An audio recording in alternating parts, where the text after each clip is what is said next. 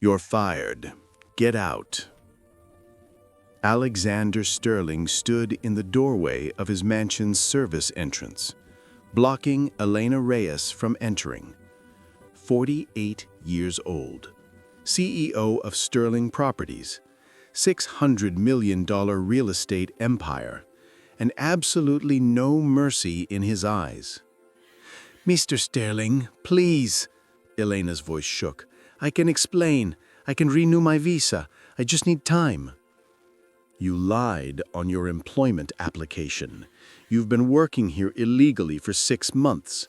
That's fraud." "My visa expired while I was waiting for renewal. The immigration lawyer said it would be processed, but there were delays." "Not my problem. My company is under legal audit right now. My sister is suing me. If anyone discovers I employed an illegal immigrant, she'll use it against me in court." Alexander's face was cold. "You're a liability I can't afford."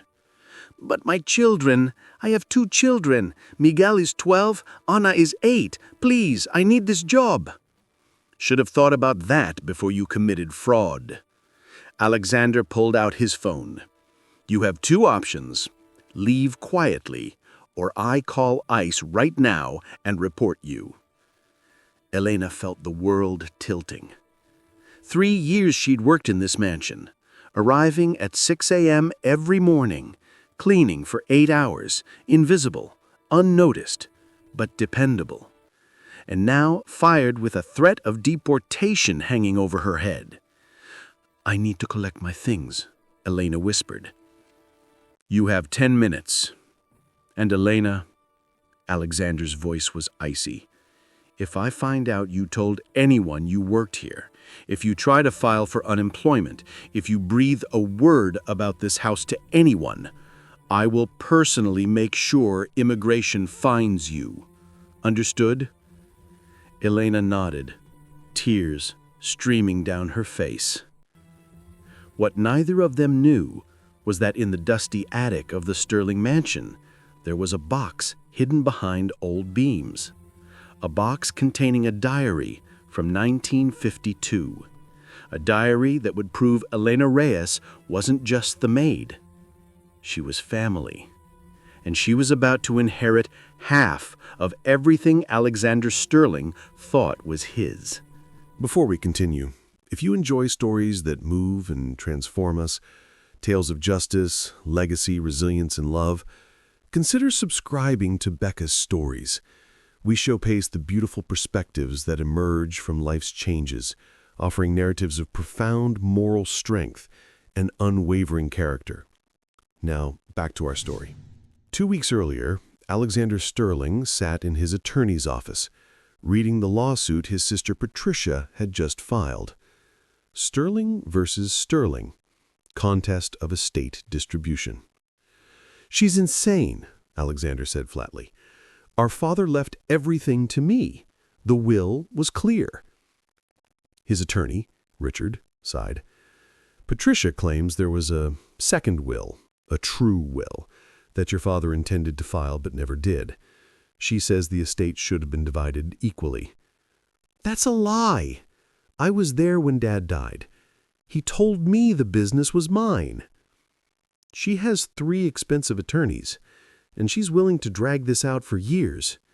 Even if she loses, the legal fees will bleed the company dry. So what do? We prepare for war, and we make sure every aspect of your business is spotless. No skeletons, no irregularities, nothing she can use against you." "My business is clean." "Is it? Every employee documented, every tax form filed correctly, every regulation followed precisely?" Alexander hesitated. "I'll have HR run a full audit." That audit revealed Elena Reyes's expired visa. And Alexander, paranoid about his sister finding ammunition, made the cruelest decision of his life. Fire the maid before she becomes a problem.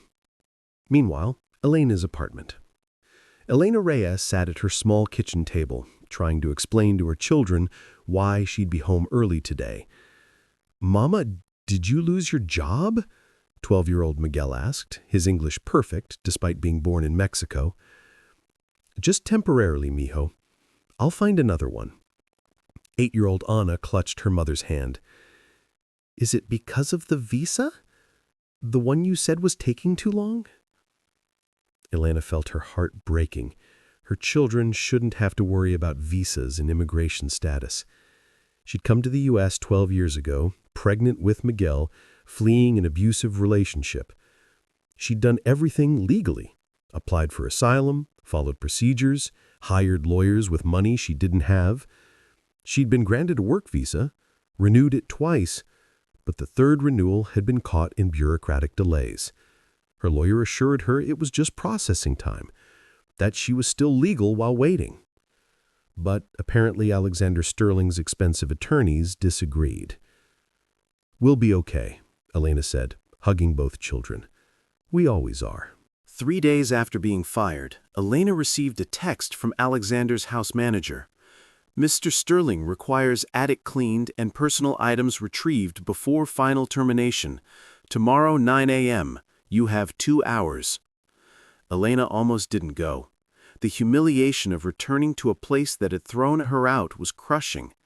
But she needed her spare uniform and the small photo of her children she'd kept in the service closet. The house manager let her in without a word, then left her alone. Elena went to the attic first, the space Alexander wanted cleaned before whatever inspection his lawsuit required. The attic was a museum of Sterling family history. Old furniture, boxes of papers, photo albums from the 1950s. Elena was moving a heavy trunk when she noticed a gap behind an old beam. Something was wedged there, hidden. She pulled out a small wooden box, covered in decades of dust. Inside, a leather-bound diary. 1952. The name on the first page, Margaret Sterling.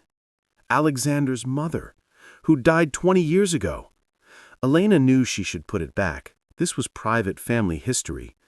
But something made her open to a random page, October 15, 1952, and she read words that stopped her heart. "Received letter from my sister, Catalina, in Mexico today. She is very ill, tuberculosis.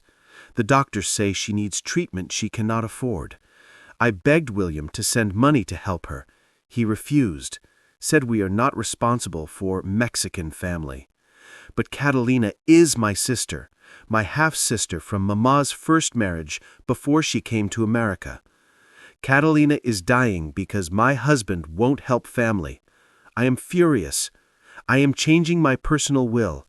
If something happens to me, half of my properties, the ones I owned before marriage, go to Catalina's descendants. It is only right. William doesn't know. He doesn't need to know. Attorney Morrison is helping me. Document is in safety deposit box." Elena read the passage 3 times. Catalina. Catalina Reyes. That was her grandmother's name, the grandmother who died in 1953 from tuberculosis when Elena's mother was only 2 years old. The grandmother's old photos her mother had kept, including one faded picture of a beautiful woman standing next to an American woman in front of a large house. Elena had always wondered who the American woman was. Now she knew. Margaret Sterling, her grandmother's half-sister, which meant... Elena pulled out her phone with shaking hands and took photos of every page of the diary, especially the pages mentioning Catalina, mentioning the will, mentioning Attorney Morrison.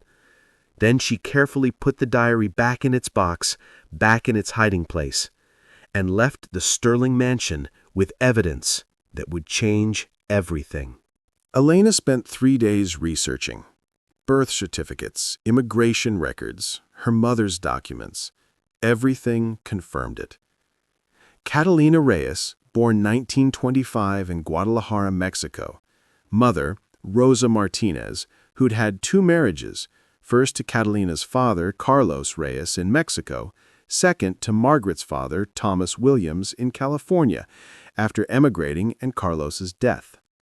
Margaret Williams, later Margaret Sterling, born 1927 in California, to Rosa Martinez and Thomas Williams. Half-sisters, same mother, different fathers. And according to Margaret's diary, there was a will, leaving half of Margaret's pre-marriage properties to Catalina's descendants. Elena found records. Margaret Sterling had owned 6 properties before marrying William Sterling in 1948, properties she'd inherited from her stepfather, Thomas Williams. Those properties were now part of Sterling Properties, worth approximately $200 million. If the will existed, if it was valid, if Elena could prove her lineage, and if she could do all of this without being deported, Elena was still figuring out what to do when her phone rang. Unknown number. Ms. Reyes, this is Patricia Sterling, Alexander's sister. I'd like to meet with you. I have a proposition. They met at a cafe. Patricia Sterling was 52, expensively dressed, with a smile that didn't reach her eyes. I know my brother fired you. I know why, and I'm sorry. How did you know? I have people watching Alexander's house, looking for anything I can use in our lawsuit. They saw you leaving with a box 3 days ago. They were curious. Patricia leaned forward. What was in the box, Elena? Elena hesitated, then decided Patricia was already her enemy's enemy, maybe an ally. A diary, Margaret Sterling's diary from 1952.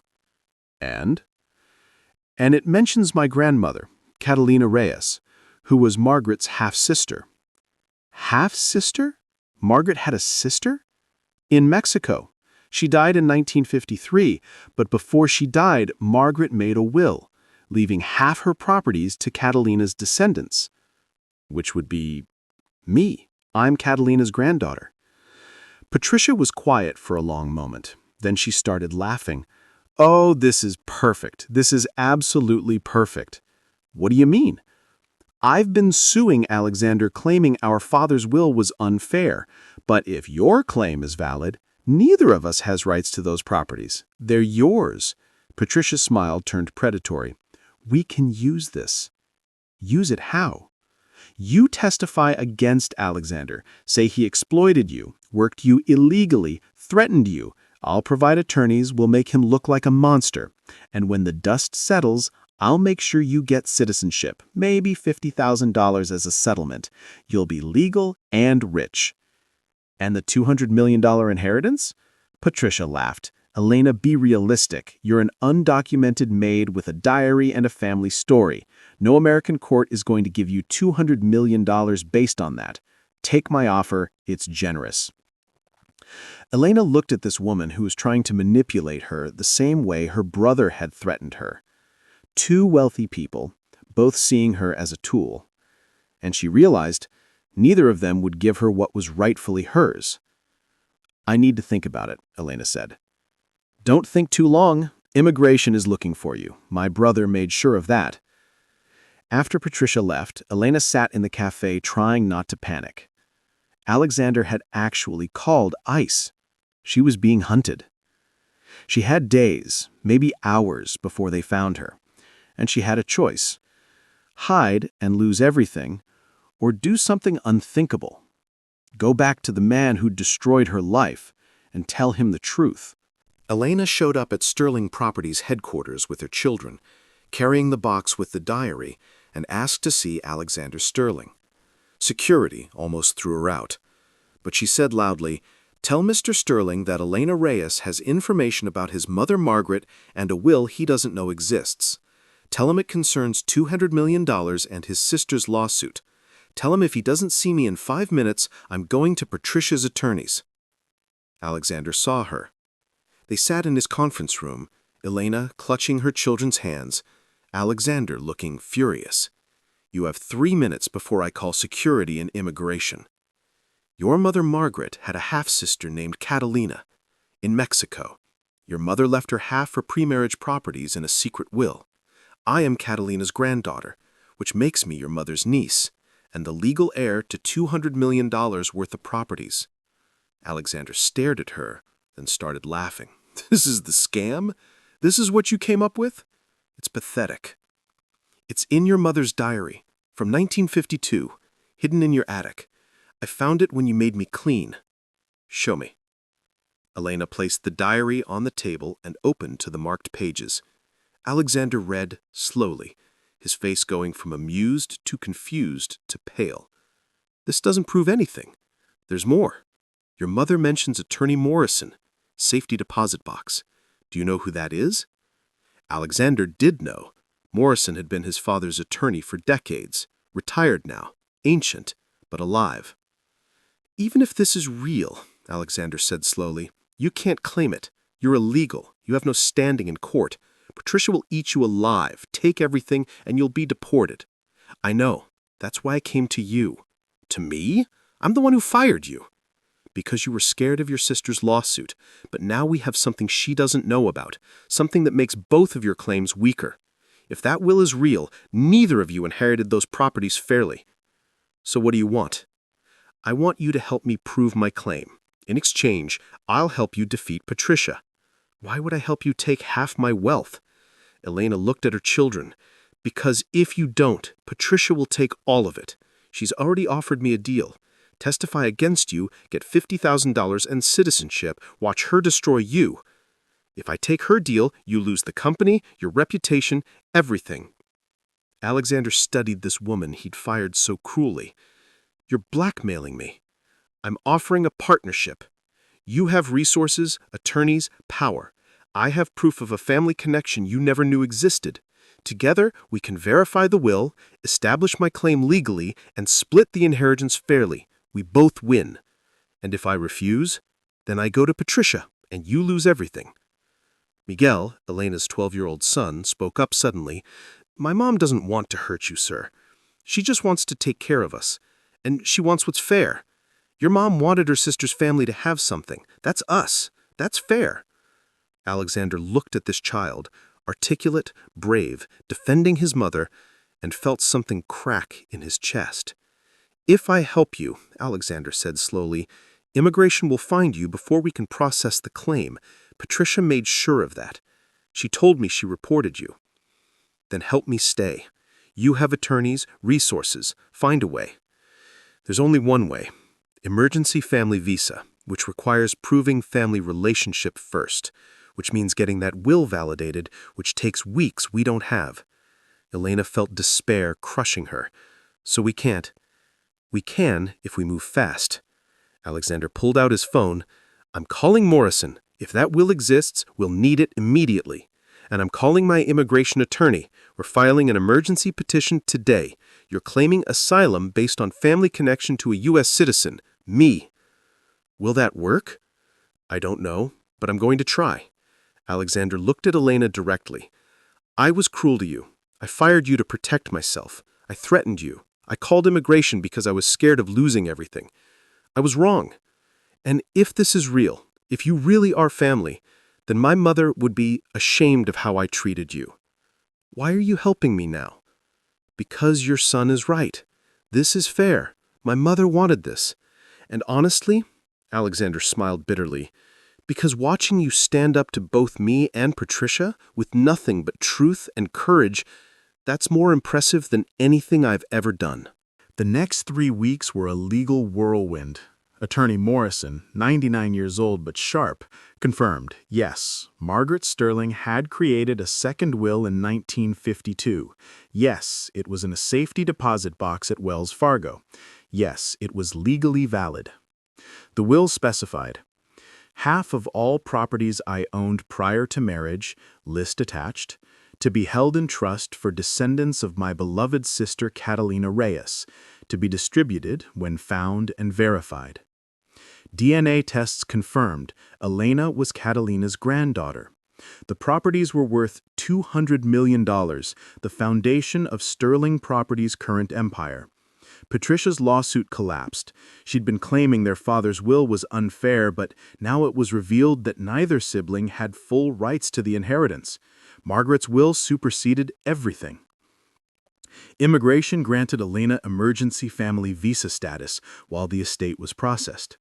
Alexander provided attorneys who established that Elena had been legally waiting for visa renewal, not working illegally as he'd claimed. The charges were dropped, Elena's status was restored, and 6 months later, the inheritance was settled. Elena Reyes, $200 million in properties. Alexander Sterling, $400 million remaining in company. Patricia Sterling, $30 million settlement. She had spent so much on attorneys that she actually lost money overall. But the story didn't end there. 1 week after receiving her inheritance, Elena called a press conference.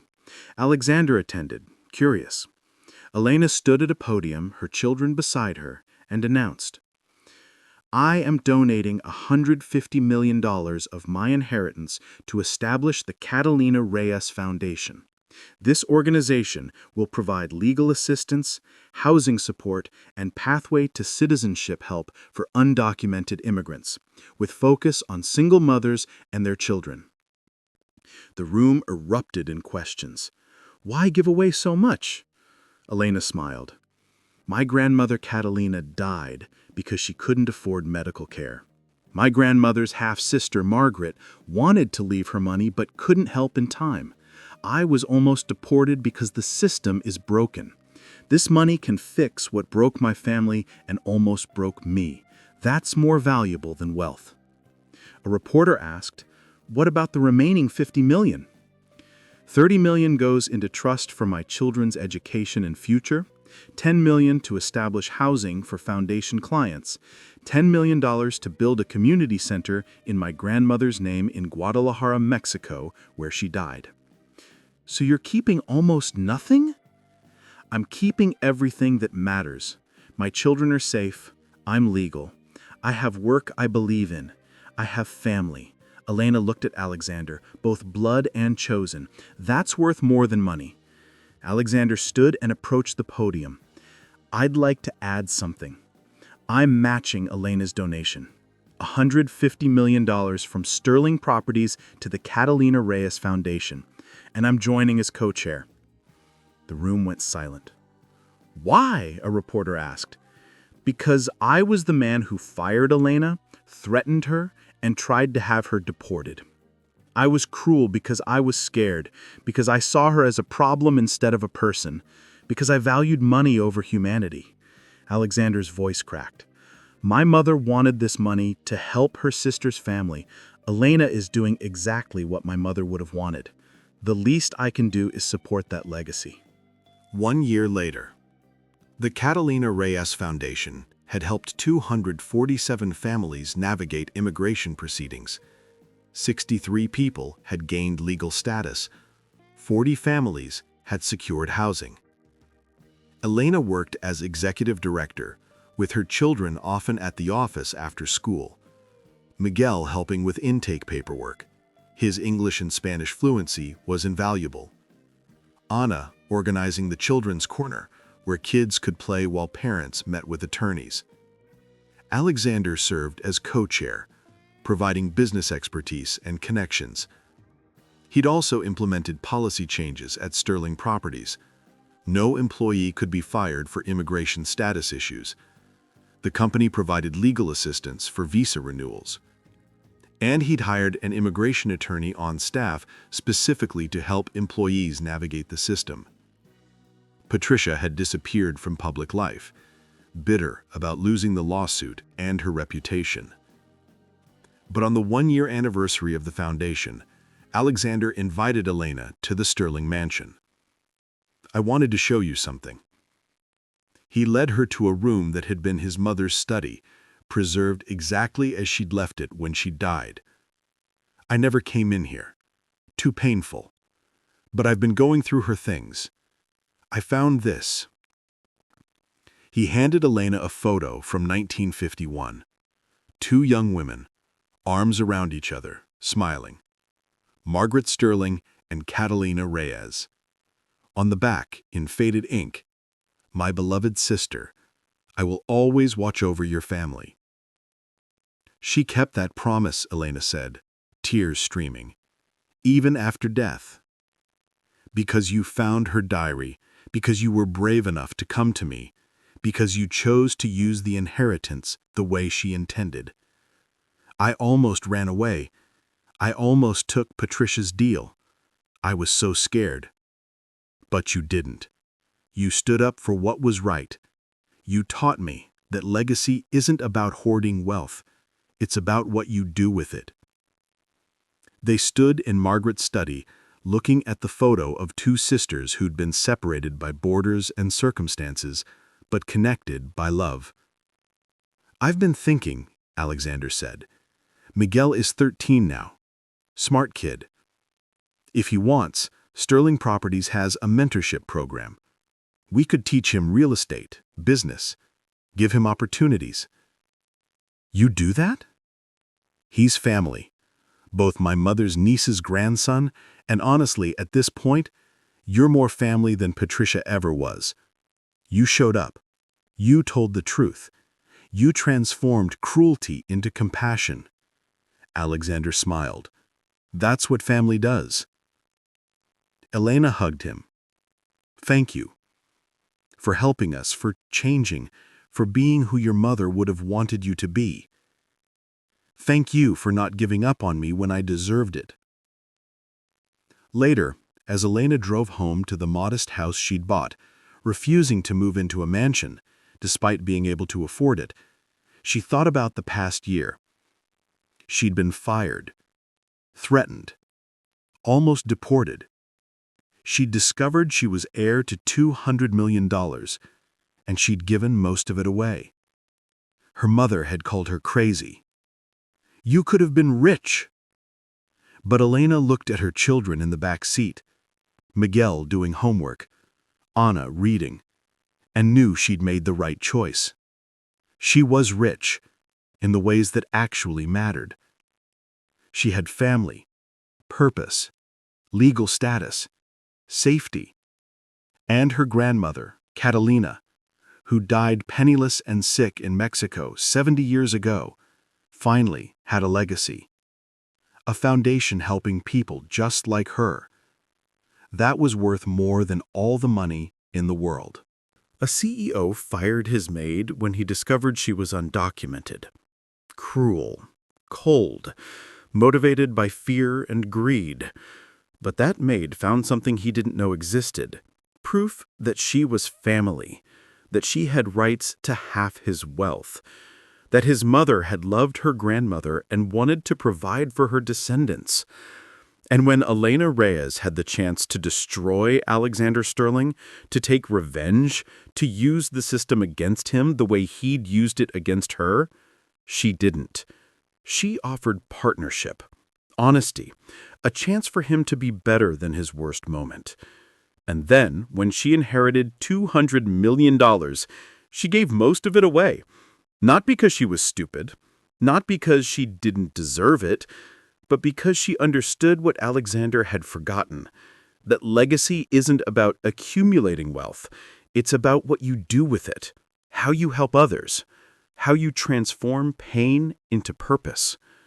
This holiday season, maybe you're like Alexander was, making decisions out of fear, protecting yourself at others' expense, treating people as problems instead of humans.